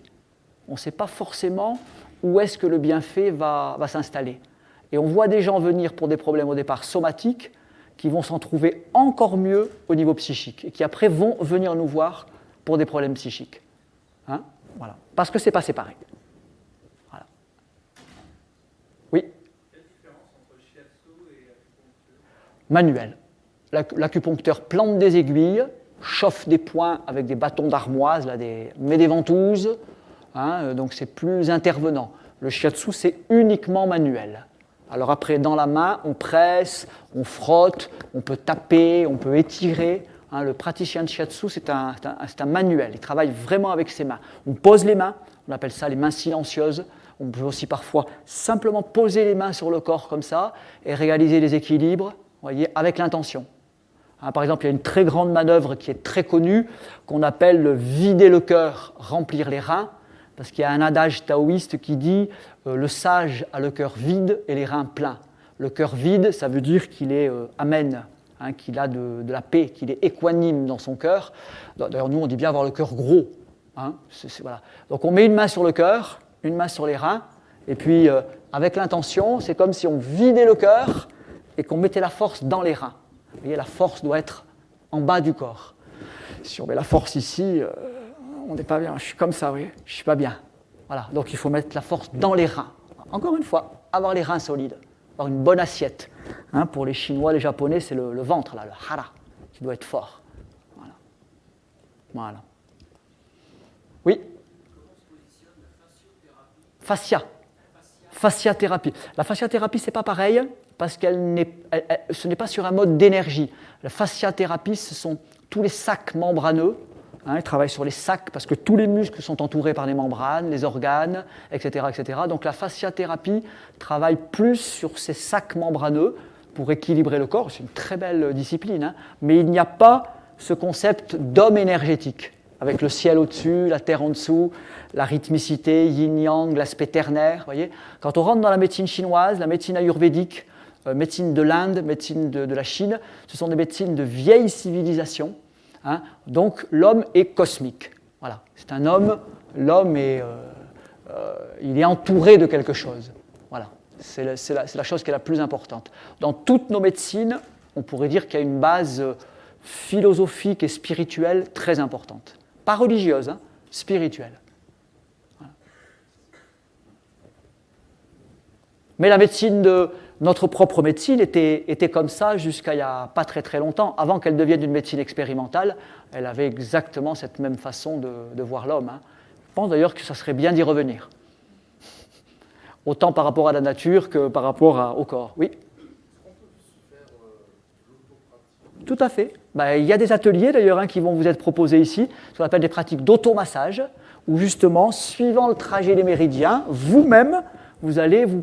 Tiens, demain après-midi, avec un ami vidéo-cinéaste, je fais 10 vidéos pour Notre Temps, là, le site et le journal des retraités, parce qu'ils veulent que je montre des techniques d'automassage pour dire, bon, moi j'aime pas trop faire ça, j'ai hésité, je me suis dit, bon allez, on va le faire, on ne sait jamais, ça peut rendre service, mais voilà, on va apprendre des automassages hein, pour qu'on va montrer quelques points, dans certains cas, dans des cas de fatigue, dans des cas d'insomnie, voilà, vous pouvez vous-même, ouais, vraiment, hein, et puis on est surpris, hein. Je peux vous dire que si tout un chacun d'entre nous faisait 10 minutes, un quart d'heure d'automassage, vous voyez, pam, pam, pam. Là, alors là, qui sait qu'il y a pas mal dans les épaules ici, là, au trapèze hein. Là, il y a toujours à boire et à manger. Taper le dos, tac, tac, parce que si on a le dos fatigué, 10 minutes, je ne vous dis même pas dans quel état vous êtes, vous n'y croyez même pas vous-même. Les gens ne le font pas parce que c'est trop simple. Le mental dit, arrête tes conneries, ce truc. Si c'était si simple, tout le monde le saurait. Mais on ne le fait pas. Les choses simples, on ne les fait pas. Le mental n'aime pas les choses simples. Il aime quand c'est compliqué. Ah oui, si c'est compliqué, c'est intéressant. Si c'est simple, c'est pas intéressant, c'est pour les couillons.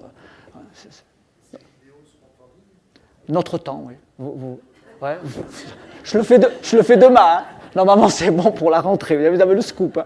Elles seront, voilà, vous taperez Bernard Bouhéret, vous verrez ma bouille, puis je montrerai pour la dépression, pour l'insomnie, pour la fatigue. Voilà. Non, mais on a vraiment des résultats. Constipation, hein, se frotter le ventre, par exemple, pour mettre les organes en route. Il y a vraiment des choses qui sont... bon, il y a des choses difficiles à traiter. Je ne vais pas vous faire croire qu'en claquant du doigt comme ça, on va traiter des choses très difficiles. Mais... pour la prévention, puisque là le but de la conférence était la prévention des maux du quotidien, il faut vraiment mettre en avant que c'est vous qui êtes les acteurs de votre santé. Hein, c'est ça. Il faut désirer soi-même se prendre en main, dans tous les sens du terme. Hein, là aussi, la médecine aujourd'hui est une médecine qui est trop assistée. Trop assistée. C'est le revers de la sécu. Hein, il y a des bons côtés, mais... Il faut se prendre en main, hein. Il faut désirer pour soi être en bonne santé, personne ne le fera à notre place. Voilà. Et les rythmes de vie dont je parle, cette hygiène de vie, là aussi personne ne le fera à notre place. Mais moi je dois pouvoir dire, voilà, je vous le dis, j'en suis à ma 37e année de pratique, je pense que le monde déporte les gens de plus en plus vers l'extérieur. Hein, c'est une déportation massive, pour jouer avec les mots. Et si tout un chacun d'entre nous ne fait pas attention à régulièrement rentrer à l'intérieur, hein, se yiniser, comme j'ai dit, ça va être difficile. Ça va vraiment être difficile. Il y aura des pathologies de tendons, de systèmes nerveux, comme il y en a partout. Voilà. Donc c'est à chacun de dire, allez, je rentre un peu à la maison, 10 minutes, j'arrête la télé, je coupe les écrans, et... je rentre un peu dans la maison, sinon, moi je dis en plaisantant au cabinet, je viens après, des SDF, il y en a beaucoup plus qu'on croit. C'est SDF à son corps. Il y a un adage chinois ou indien qui dit « notre corps est notre première maison ». La première maison, c'est notre corps. Voilà. Et il y a un autre adage indien qui dit « on construit une maison avec des briques, mais on construit un intérieur avec du souffle, avec de l'énergie ». C'est ça qu'il ne faut pas oublier. Voilà. Et le souffle, il est invisible. Vous ne le faites pas, ben vous ne le faites pas. Si vous le faites, vous le faites. Oui. L'ostéopathie, c'est pareil que la fasciathérapie. L'ostéopathie a été inventée par Andrew Taylor Still. Donc c'est une technique de réajustement, là aussi de rééquilibrage, mais du corps. Hein. Donc c'est pareil. Moi j'aime beaucoup, d'ailleurs j'ai beaucoup de consoeurs et de confrères ostéopathes, on s'échange les patients, mais il n'y a pas le concept de l'énergie. Un concept de l'énergie, c'est le chi. Un ki en japonais, un chi en chinois. C'est-à-dire vraiment le concept vibratoire.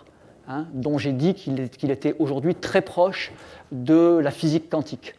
Hein, par exemple, je crois que c'était Niels Bohr ou Alexis Heisenberg, un des grands physiciens quantiques, disait le corps n'existe pas, la matière n'existe pas, c'est de la lumière congelée. Vous voyez, ça pourrait être tout à fait un langage d'un vieux maître taoïste, sauf que c'est un physicien quantique qui a dit ça. Le corps, c'est de la lumière congelée. Donc on est bien d'accord, c'est de la glace. Hein, si vous faites de l'automassage, si vous rentrez dans des vibrations plus élevées, plus heureuses, hein, plus joyeuses, on dit bien d'ailleurs vous montez votre taux vibratoire, vous êtes plus joyeux, plus heureux, vous attrapez moins les maladies et vous rentrez dans des sphères plus intenses. Hein, voilà. C'est ça qui était recherché. Et jusqu'à là, vous pouvez mourir, vous pouvez aller jusqu'à la mort comme ça. Vous pouvez finir à 90 ans. Vieux de 90 ans, mais la vibration, elle continue, tant qu'il y a de la vie. C'est sympa, non? Donc c'est ça, il faut que l'énergie, elle circule. Oui?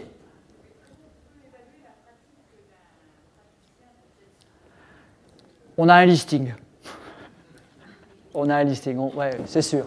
C'est sûr qu'il faut que la personne soit sincère. Hein, il faut qu'elle aime ce qu'elle fasse. Vous comprenez bien que moi, quand j'ai commencé, j'étais très jeune et je ne comprenais pas qu'il était inclus dans ce métier-là. Ce n'est pas un métier d'ailleurs, c'est une voie. Hein, il était inclus dans ce métier-là une véritable sincérité de pratique. Hein, on n'est pas des boutiquiers. Moi, je ne viens pas ici là, vous vendre du shiatsu. Je viens essayer de vous faire partager ce que c'est qu'une pratique parce que c'est vraiment une pratique très humaine où toutes les sphères de la personne sont touchées. Aussi bien vous allez avoir quelqu'un qui va s'allonger au sol, parce qu'en plus on pratique au sol. Hein. Donc rien que là, la symbolique est très belle. La personne enlève ses bijoux, elle reste habillée, elle enlève sa montre, ses lunettes, ses bijoux, donc tous ses atours, elle s'allonge, et le praticien se met à genoux. Hein, et on est à genoux toute la journée. Donc c'est pas rien hein, de passer une vie à genoux.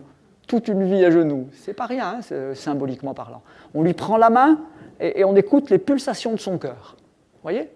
Et aussi bien quand vous faites ça, la personne va avoir envers vous une ouverture et une confiance qui est d'ailleurs parfois très touchante. Hein. Hop, elle se livre. Elle se dit « Ah, ce type-là, il a l'air sincère, j'y vais, je lâche tout. » Comment évaluer ça ? C'est pareil, il n'y a pas de diplôme pour ça. Hein. C'est le ciel qui donne des diplômes. Il n'y a pas de diplôme pour ça. Comment fait-on ? Mais il y a quand même des critères. Par exemple, nous, dans l'école, on enseigne les gens pendant 4 ans. 700 à 800 heures de pratique. Voilà. Donc, voilà. Oui.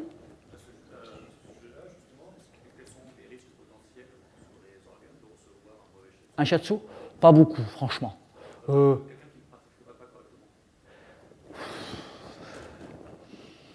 va faire mal. Quelqu'un qui ne pratique pas correctement va faire mal, donc tout de suite le corps va se rétracter. Ce qui est le plus dangereux, ce n'est pas ça. Le plus dangereux, c'est quand quelqu'un pratique bien et a des mauvaises intentions. Là, c'est dangereux. Parce que là, ça rentre, on ne sent pas. Si quelqu'un fait mal, tout de suite, votre mental va dire « Oups, je ne veux pas », on ferme le rideau. Vous voyez, donc ça ne va pas aller bien loin. Voilà. Là où c'est dangereux, c'est quand il y a des gens un peu vicieux, il faut dire la vérité, dont le mental n'est pas très pur et qui ont une maestria peut-être de gestes, mais qui n'ont pas un bon esprit. Là, ça peut être embêtant. Il y a des manipulateurs, hein. Mais partout, hein, voilà. Mais sinon, risque physique, très rare. Quoi. Bon, on ne va pas travailler sur des gens fracturés, voilà. Très, très, très peu de contre-indications. Très peu. Oui ? Parce que vous avez des tensions. C'est vous qui avez... Alors là aussi, ça fait... Après, vous n'avez pas été bien après ? Ah, après. Sur le moment, non. Douloureuse. Oui. Ce ne sont pas des massages de bien-être. Voilà. Ça, c'est très important ce que vous soulignez là. On touche le corps, pas pour lui faire plaisir, On touche le corps pour le mettre en santé. Et pour aller vers la santé, quelquefois c'est douloureux. C'est douloureux, c'est comme ça. Là aussi, il faut faire attention, nous sommes dans des sociétés de facilité. Il ne faut pas confondre le plaisir à la joie, il ne faut pas confondre l'intensité et la profondeur. Pour aller vers la santé, ça peut passer par des douleurs. On touche votre corps, vous avez les tensions dans le dos. Au moment où notre main touche votre corps, la main sans détention révèle à votre corps des tensions. À ce moment-là, ce n'est pas agréable. Voilà. Mais ce n'est pas ça qui est recherché. Il ne faut pas aller au shiatsu pour recevoir un soin agréable, quoique ça peut se faire aussi. Hein. Moi, quand je reçois un shiatsu, je trouve ça très agréable, mais ce n'est pas forcément ça. Voilà. Après, oui, par contre, c'est aussi le début. Si vous faites 3-4 séances, après les tensions s'évacuent, et après, ça peut être vraiment très agréable. Mais c'est important de le souligner. Hein. Il y a même des patients qui vous disent « Aïe, aïe, j'ai mal !» Alors nous, on dit « Ok, on continue. Oui, oui, vous pouvez continuer, allez-y. Allez-y, ça fait mal, mais ce n'est pas grave. » C'est une douleur qui fait du bien. Voilà. Bon, ben sinon, je vous invite... Oui, encore ?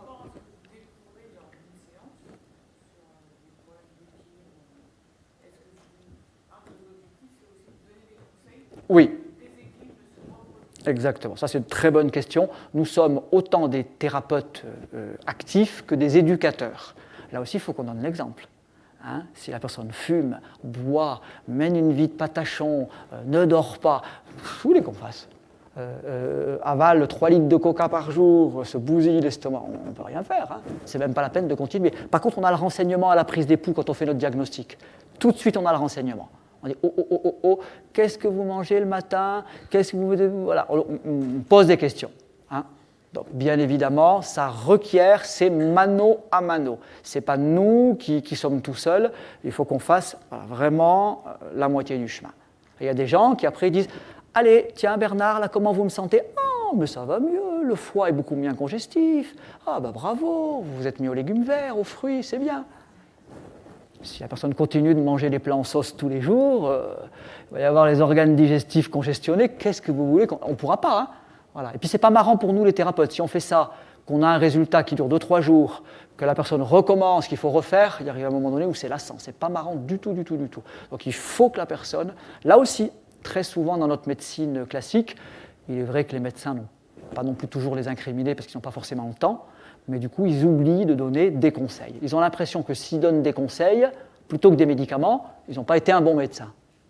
Un bon médecin donne des conseils. Hein. Ah, il y a un bel adage, là aussi, en médecine chinoise, qui dit « Le grand médecin soigne les petites choses, et le petit médecin soigne les grandes choses. » Le grand médecin sait que, quand ça commence un tout petit peu à vriller, il faut s'en occuper. Hein. Voilà.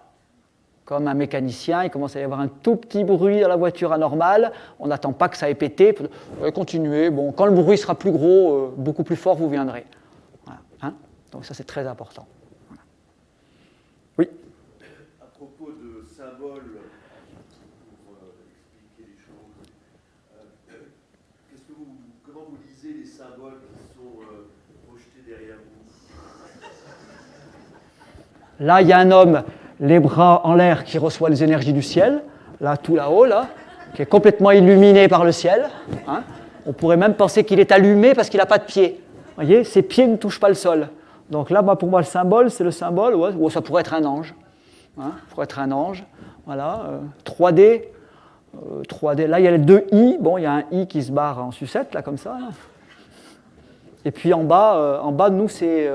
En bas, c'est la vessie et les reins, on va dire. Allez.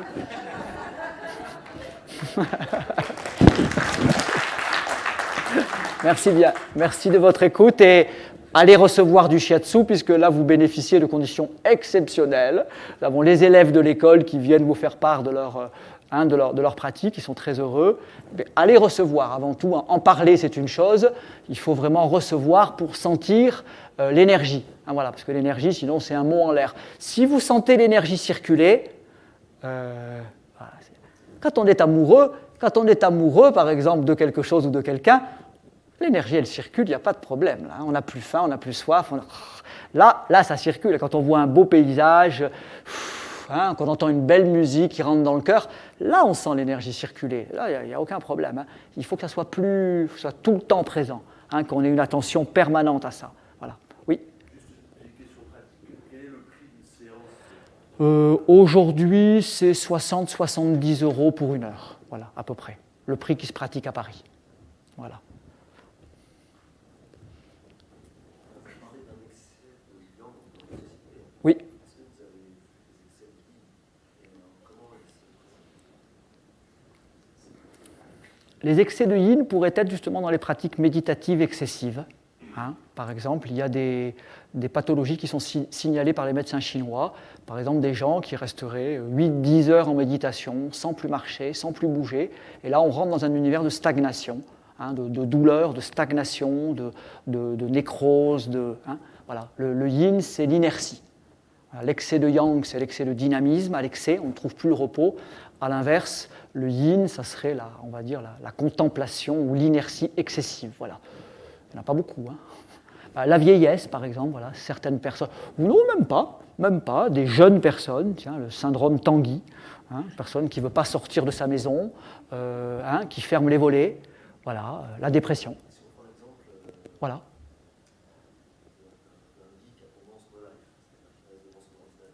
Par exemple, tout à fait. Il y a les deux. Là, il y a du yin et du yang imbriqué, parce qu'il a le cul posé sur la chaise, donc il ne bouge plus. Voilà, les jambes ne marchent plus. Normalement, les jambes sont faites pour trottiner. Mais par contre, par les yeux, il reçoit énormément d'impulsions. Ce qui n'est pas bon, d'ailleurs. Hein. Il est prouvé, là aussi, là, pas dans la médecine chinoise, hein, dans la médecine occidentale, qu'il n'est pas bon d'avoir cette dissociation. Parce que quand on marche et qu'on pense ou qu'on reçoit des impulsions, ça va. Parce que tout est synchrone. Voyez, d'ailleurs, vous remarquez que souvent, on pense en marchant et ça fait du bien. Parce qu'on met l'esprit et le corps ensemble, dans le même rythme. Hein.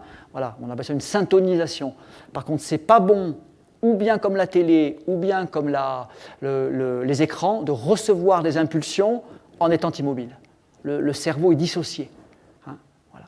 Donc là, on pourrait dire qu'il y a les deux.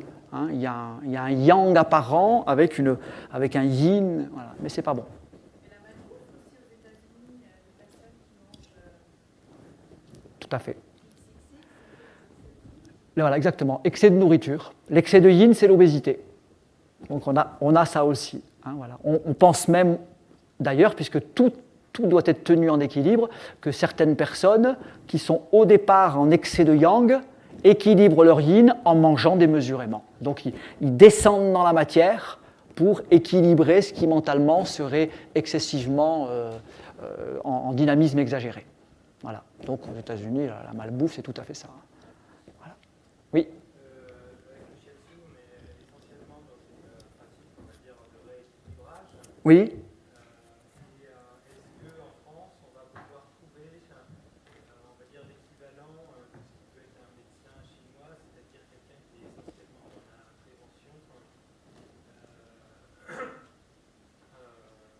maladies plus que, des maladies quelqu'un qui serait là pour donner des conseils, des Ouais. Oui. Tous les praticiens qui sortent de l'école sont habilités à ça, à ce que vous requérez là. Voilà. Tous ils ont été enseignés comme ça. Hein. Voilà. Donc il y a des conseils diététiques, des conseils d'hygiène de vie, voilà, de boire, de manger, de dormir, etc. etc. Voilà. C'est évident. C'est inclus dans la séance. Voilà. Si la personne ne donne pas certains conseils, bon. Sauf si ce n'est pas la peine, mais sinon, non. Normalement, c'est vraiment inclus dans la séance. Puis on pose des questions. Hein. On cherche quand même un petit peu le lieu du déséquilibre. Si la personne nous dit qu'elle travaille 18 heures par jour, voilà, il va bien falloir dire, écoutez, peut-être vous ne voulez pas travailler 17, puis la séance d'après 16, puis après 15, voilà, on leur dit, voilà, si vous continuez comme ça ne va pas aller. Si vous êtes sur des écrans d'informatique jusqu'à 1h du matin, ça va être difficile de trouver un sommeil paisible, quoi. Vous voyez, il faut, voilà. Donc on pose des questions pour voir les lieux du trouble. Hein. Il y a des gens, par exemple, qui mangent excessivement mal le matin. Il y a des gens qui mangent deux pains au chocolat tous les matins. Ça ne peut pas aller. C'est pas possible. Hein. Il y a des choses qui n'iront pas bien. Voilà. Parmi les médecines, on va dire, chinoises qui se basent sur des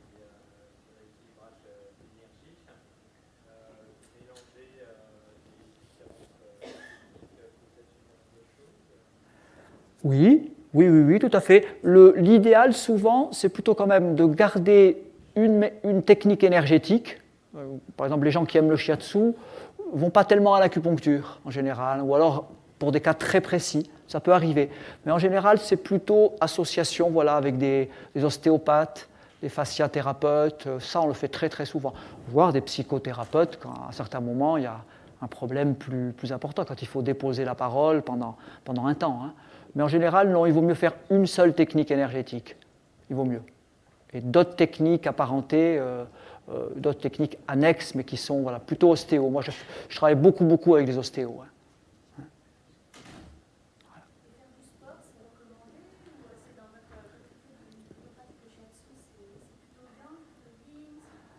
Le sport, ça dépend. Tiens, moi, c'est un truc qui me tient à cœur. C'est une très bonne question aussi. Je ne sais pas si vous avez remarqué aujourd'hui, il y a des tas de gens qui se mettent à faire du marathon.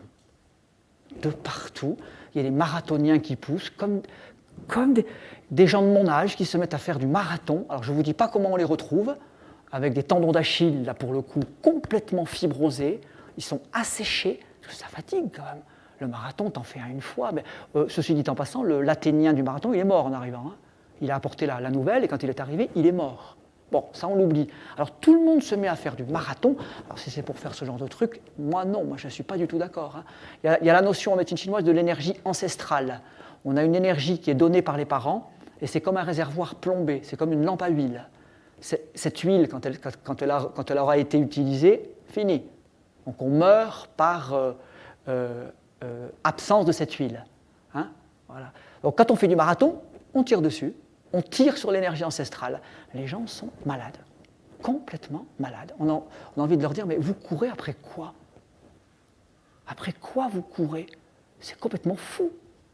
En plus, c'est pas bon pour la santé. Hein. Là, c'est le kiné, le thérapeute, c'est pas bon pour la santé. Alors, ils sont là, vous avez remarqué, ils regardent la montre sans arrêt, ils disent « Waouh, cette fois-là, j'ai fait 1 minute de moins.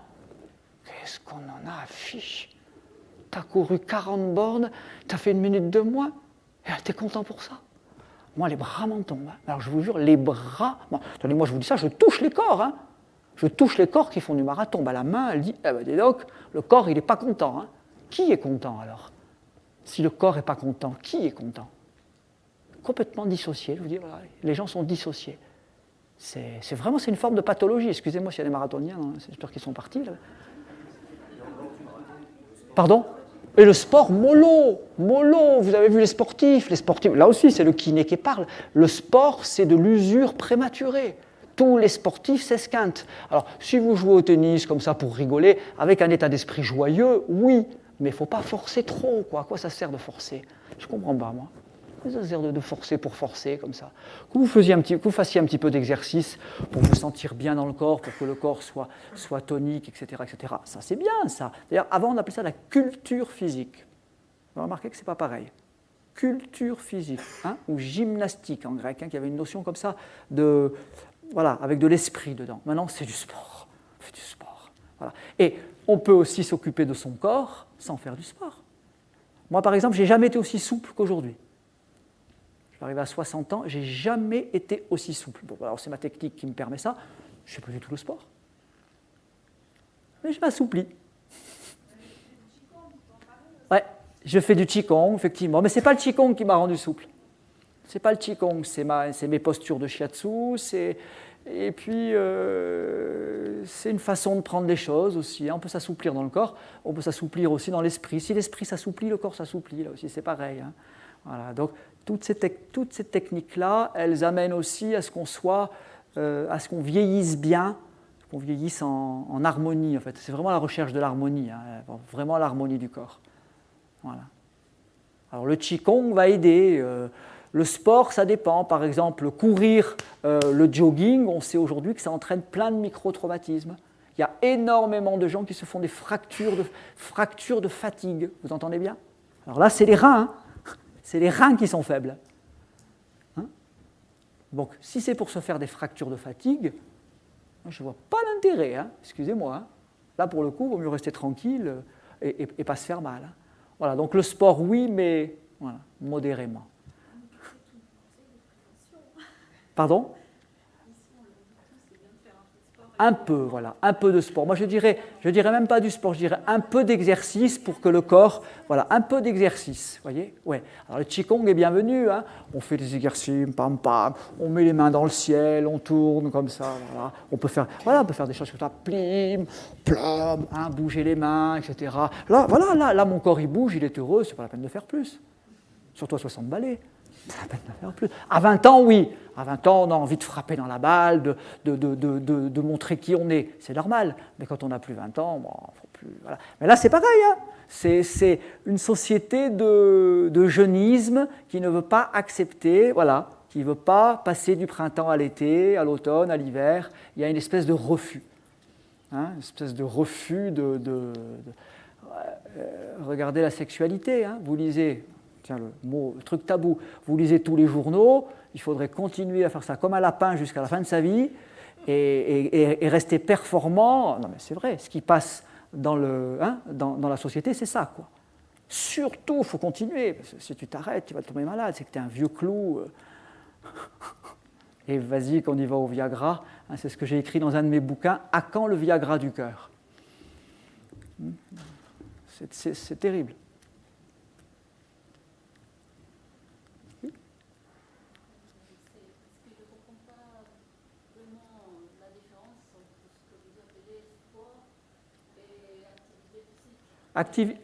Activité physique, elle est faite avec un esprit tranquille. Il n'y a pas d'enjeu. C'est fait. Voilà. Et quand le corps en a marre, on écoute le corps et on dit, le corps il dit stop. On écoute son corps. Mais dans la vie de tous les jours, ce qu'on appelle le sport, ça a plusieurs tonalités. Donc, oui. Quand on dit pas faire de sport, à quoi ça sert, c'est pas très...